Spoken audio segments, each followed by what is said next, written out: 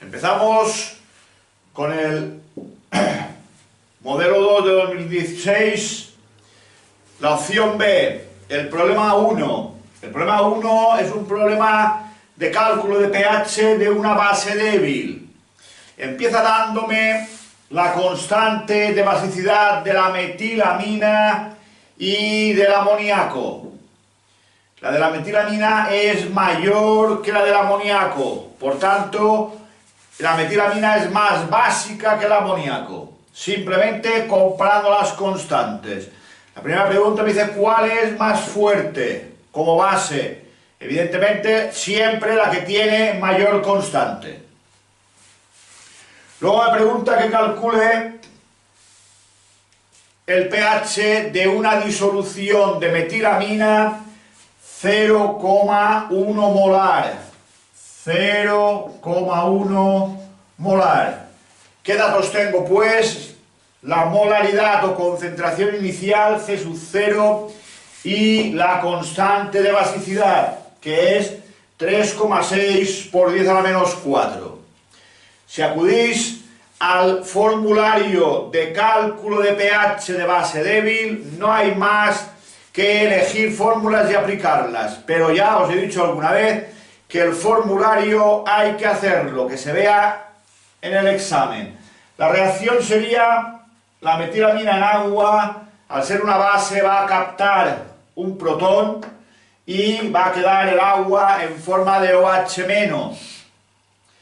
Recordad C sub 0, 1 menos alfa, C sub 0 alfa, C sub 0 alfa. La constante de basicidad pues es C sub 0 alfa por C sub 0 alfa partido C sub 0 por 1 menos alfa. Sustituyendo la K y la C sub 0 podemos encontrar el valor de alfa, resolviendo la ecuación de segundo grado. Practicarlo porque en esto os equivocáis bastante. Practicar esta ecuación de segundo grado y os da alfa igual 0,0582. A continuación, fijaos que el OH- es C sub 0 alfa. Pues la concentración de OH- es C sub 0 alfa. C sub 0 lo tenía como dato, alfa lo acabo de hallar. Operando tenemos que la concentración de OH- es 582 por 10 a la menos 3 molar. Con esa concentración podemos calcular el pOH. Simplemente haciendo el menos logaritmo de este número nos da 2,24. Y recordando que el pH es 14 menos pOH, podemos calcular el pH que nos da obviamente básico, mayor que 7. En el apartado C me pregunta la utilidad del Redmeyer y del refrigerador. Esto, miradlo en los apuntes, no tiene especial dificultad. Al hilo de la primera pregunta, de cuál es más fuerte de las dos bases, simplemente un apunte.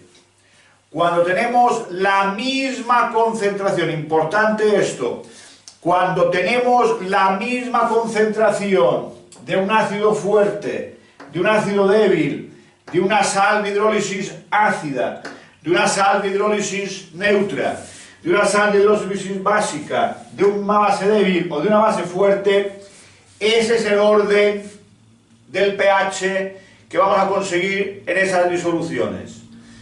Los ácidos fuertes son los más ácidos de todos, por tanto, pH menor. Ejemplo, el ácido clorhídrico.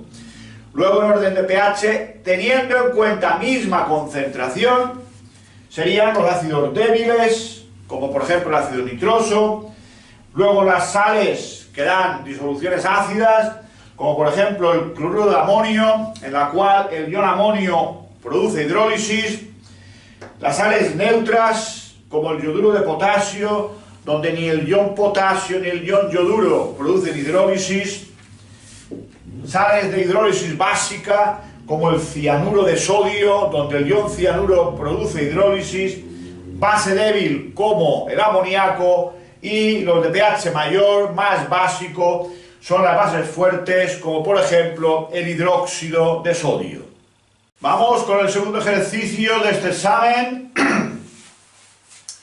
Es un problema del tema de redox, ¿sí? Me pregunta si el hierro 2 más se oxida a hierro 3 más por la acción del ion nitrato en medio ácido. Por tanto, la reacción sería el hierro 2 más pasa a hierro 3 más en presencia del NO3, que, fijaos, me lo dice aquí, el NO3 pasa a NO. ¿Sí? Cuando el NO3 actúa como oxidante, el nitrógeno se reduce y, ¿cómo sé yo cómo escribir la reacción? Me lo pone aquí. El NO3 pasa a NO, por tanto no podéis tener problema. Las dos semireacciones son esta de aquí, una vez ajustada atómica y electrónicamente queda así. Fijaos, se trata de una oxidación. Estos datos son de reducción. Por tanto, esta reacción, su potencial es menos 0,77, porque no está escrita como reducción, sino como oxidación. Si la escribimos como oxidación y le ponemos el potencial a la reacción, debemos de ponérselo con el signo cambiado. Estos datos siempre son de reducción. El NO3 pasa a NO, ajustamos, 3, faltan dos oxígenos, ponemos aguas, 4 H's, añadimos 4 H más, 4 cargas positivas, una carga negativa, total 3 cargas positivas a este lado, ninguna a este, por tanto hay que poner 3 electrones, pero cuidado, hay que ponerlos allí, no aquí, ¿sí? Los electrones se ponen siempre en la zona más positiva. Para que ambas semireacciones tengan el mismo número de electrones, multiplicamos la de arriba por 3. Y a esta reacción de abajo, que está escrita en este mismo sentido, le ponemos justo ese mismo potencial. Recordad que al multiplicar una reacción para poder eliminar los electrones, no multiplicamos el potencial, solo la reacción ajustada. Multiplicamos por 3, sumamos y tenemos 3 de hierro 2 más, un nitrato, 4 H más, segundo miembro, 3 hierros, NO, 2 aguas. Sumando me queda un potencial de 0,19 voltios. Es potencial positivo, por tanto la reacción sí es espontánea. Por tanto, el hierro en presencia de ion nitrato se oxida de hierro 2 a hierro 3. Pues la reacción es espontánea, significa que nada más juntar estos dos reactivos se produce reacción química. También pregunta si el hierro 3 más es capaz de oxidar al oro. Si el hierro 3 más en presencia del oro lo oxidara, esta sería la reacción química. El oro se oxidaría mientras que el hierro 3 se reduciría. ¿Por qué no pongo que el oro se oxida a oro más? Que sería posible también. Porque el dato que yo tengo es, según el enunciado, AU3 más AU. Por tanto, tengo el paso simplemente a oro 3 más. Por eso aquí he puesto oro 3 más y no oro más. Igual que arriba, las dos semireacciones, el hierro más un electrón, el oro más 3 electrones. El hierro es una reducción, por tanto el potencial tal como está, pero la reacción del oro es de oxidación, por tanto el potencial cambiado de signo. Eso es fundamental. Multiplicamos por 3 la del hierro para que el número de electrones coincida, sumamos, no tocamos este potencial, no lo multiplicamos por 3, Si multiplicamos la ecuación ya ajustada y obtenemos una reacción global, 3 hierros, 3 más el oro, da 3 de hierro 2 más el ion oro 3 más. Sumando nos da un potencial de menos 0,73 voltios, que es negativo, por tanto la reacción no es espontánea. Significa que al juntar el oro con una disolución de hierro 3 no hay reacción química, por tanto el hierro 3 no es capaz de oxidar al oro. Fijaos, importante el tema este de espontaneidad de reacciones redox, ¿sí? Si el potencial es positivo, es espontánea, se produce nada más juntar reactivos, reacción química. Si el potencial es negativo, es no espontánea, no hay reacción. Seguimos con el problema 3, B3. Me da la siguiente reacción: 2 de NO gas más O2 gas va para dar 2 de NO2 gas. Es un equilibrio y me da el dato de que el incremento de H es negativo. ¿Qué significa esto? Significa que la reacción, tal y como está escrita, es exotérmica. Por tanto, la reacción contraria será endotérmica. Me afirma que esta reacción será espontánea a baja temperatura. Veamos. La reacción tiene incremento de H negativo, me lo dice el enunciado. Tenemos aquí gas, gas, gas. No hay, por tanto, un cambio de estado. Gas, líquido, sólido. Pero lo que sí hay es que de 3 moles de gas pasamos solamente a 2 moles de gas. Por lo cual el desorden disminuye. Si el desorden disminuye, incremento de S, la variación de entropía es negativa. Tenemos pues el signo de incremento de H, el signo de incremento de S. Sabiendo que incremento de G, que es la energía libre de Gibbs, la función de estado, que me dice si una reacción es o no es espontánea, depende de la entalpía y de la entropía según esta relación: incremento de H menos T, temperatura en Kelvin, incremento de S. Incremento de H es negativo, incremento de S es negativo. Pero con este menos aquí delante, este término es positivo. Término negativo, término positivo. Si la T es pequeña, el término positivo es menor que el negativo y nos dará incremento de G negativo. Pensadlo, ¿sí? Si la T es pequeña, este término en valor absoluto es más pequeño que este. Y por tanto, un número negativo más un número positivo, menos 7 más 4, por ejemplo, sería menos 3 negativo. Que sea negativo significa que la reacción es espontánea. Por tanto, la afirmación es verdadera. En el apartado B me dice que el catalizador afecta a la entalpía de la reacción. Eso es falso. El catalizador funciona disminuyendo la energía de activación, si es un catalizador positivo, o aumentándola inhibidor, si es un catalizador inhibidor negativo. Pero no afecta para nada a la entalpía de la reacción. Por tanto, es falso. Me dice que al variar el volumen a la mitad, la constante varía. Falso directamente. La constante de equilibrio solo varía con la temperatura. Si afectamos el equilibrio variando la temperatura, sí. Ni la presión, ni añadir sustancias, ni otras acciones externas pueden hacer variar la constante de equilibrio. Por tanto, es falso. La constante no depende del volumen. Por último, me dice que al disminuir la temperatura se produce un aumento en la producción de NO2. Recordad, si disminuimos la temperatura, la reacción se desplaza en el sentido en que cree calor para volver a aumentarla.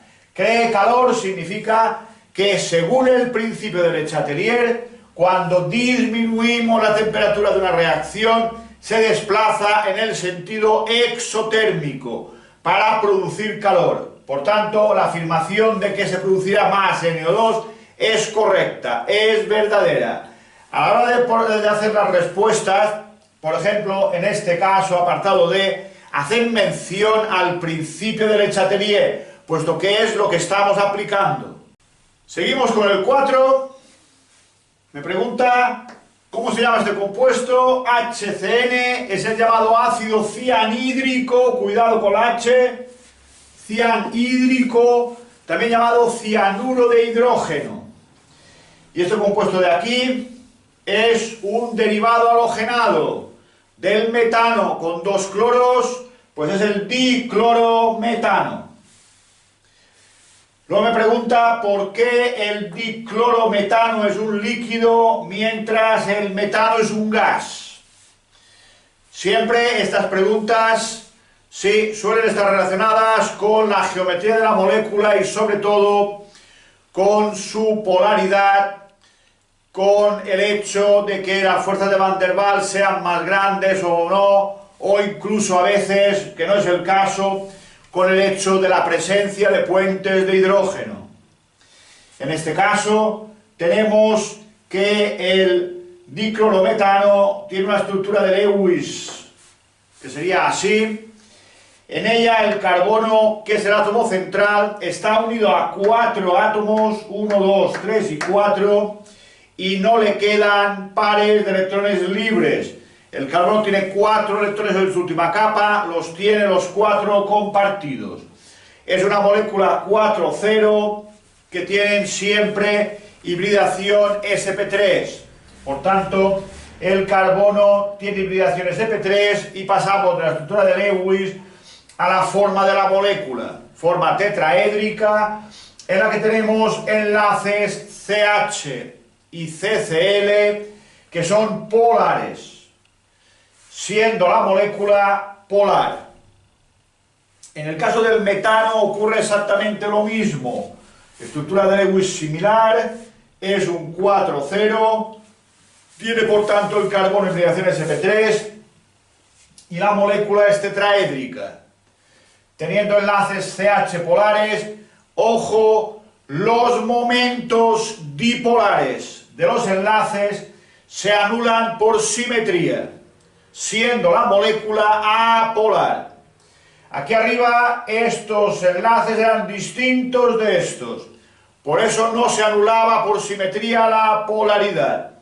Pero aquí los 4 son iguales y sus momentos dipolares se anulan por simetría, por tanto la molécula es apolar.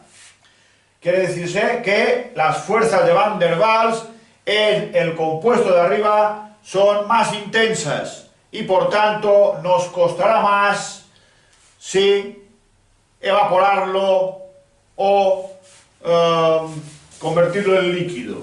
Por tanto, este compuesto a temperatura ambiente todavía es líquido, mientras que este ya es un gas. En el apartado C me pregunta, sí, miradlo en el examen, hay un pictograma, sí. Me pregunta qué significa, pues significa que en general significa que es tóxico. En la ficha de la UIP afirma que es tóxico por ingestión. Por tanto, esa es la respuesta. Por último, el problema B5 es un problema acerca del ciclo de von Haber. Me habla de el cloruro de potasio.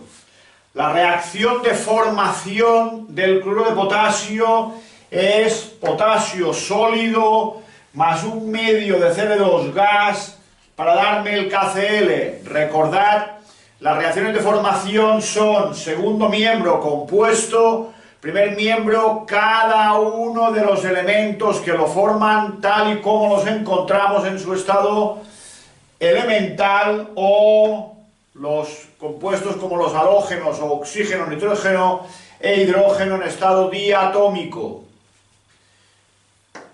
Esto sería pues, la energía de esta reacción sería lo que se llama la entalpía de formación. Para formarse la estructura cristalina del cloruro de potasio necesitamos iones potasio y iones cloruro. Partiendo del potasio, ¿cómo tenemos iones potasio? El potasio se encuentra en estado sólido, lo vamos a pasar a estado gaseoso. La energía involucrada en este cambio es lo que se llama la energía de sublimación, el paso directo de sólido a gas. Una vez que tenemos el átomo de potasio en estado gaseoso, el hecho de arrancarle un electrón a un átomo gaseoso, por eso lo hemos pasado a gas, en su estado fundamental, aislado, etc., es lo que se llama la energía de ionización. Por tanto, le hemos arrancado un electrón al ion potasio gracias a esa energía de ionización. Ya tenemos, pues, el ion potasio que entrará en la estructura del cloruro de potasio. El cloro viene en forma de dicloro, por tanto hay que disociarlo, hay que romper la molécula. Pero solo me voy a quedar con uno de los dos átomos de cloro, solo me hace falta un cloro, o lo que es lo mismo, media molécula. Por tanto, solamente tendré en cuenta media energía de disociación y tendré que el cloro molecular pasa a cloro gas en estado atómico. Cuando un elemento en estado gaseoso, aislado en su estado fundamental, adquiere un electrón, pasa en este caso al Cl-, se le llama a esta energía involucrada en la reacción afinidad electrónica. Por tanto, pasando de cloro a cloro menos, tenemos la afinidad electrónica. Ya tenemos pues el potasio más y el cloro menos en estado atómico, en estado iónico. Pues si los situamos para formar la red cristalina del cloruro de potasio, con una energía reticular que también me dan. Por tanto, tengo que si cojo esta reacción, esta será la energía necesaria para llegar de aquel punto a este.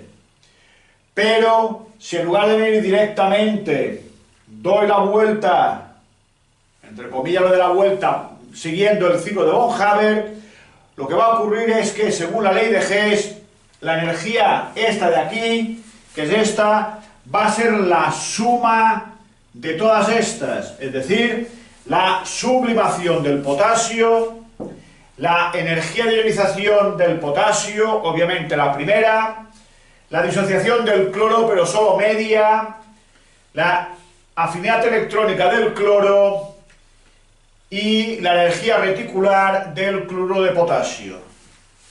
Sustituyendo los datos del examen, tengo todo menos la afinidad electrónica del cloro. Despejando, nos queda que la afinidad electrónica del cloro es menos 83,5 kilocalorías por mol. Esa sería la respuesta sí, a la afinidad electrónica del cloro a partir de los datos que me dan. Luego me pregunta si sobre la energía reticular del KCl y del NaCl. En el KCl, tanto el potasio tiene carga 1, el cloruro tiene carga menos 1. En el NaCl, el sodio tiene carga 1, el cloro tiene carga menos 1. Por tanto, sabiendo que la energía reticular es directamente proporcional a la carga, al tener la misma carga, no puedo saber cuál tiene mayor energía reticular. Sin embargo, también sabemos que la energía reticular es inversamente proporcional al radio atómico, al radio iónico, a la distancia entre el cloro y el potasio o el cloro y el sodio. Siendo mayor la distancia entre el cloro y el potasio, pues es mayor el radio del potasio, nos queda que la energía reticular del KCl debe ser menor que la energía reticular del NaCl. Con esto queda resuelto la opción B del examen de selectividad de la UIP modelo 2 de 2016. Como digo siempre, poneos a trabajar.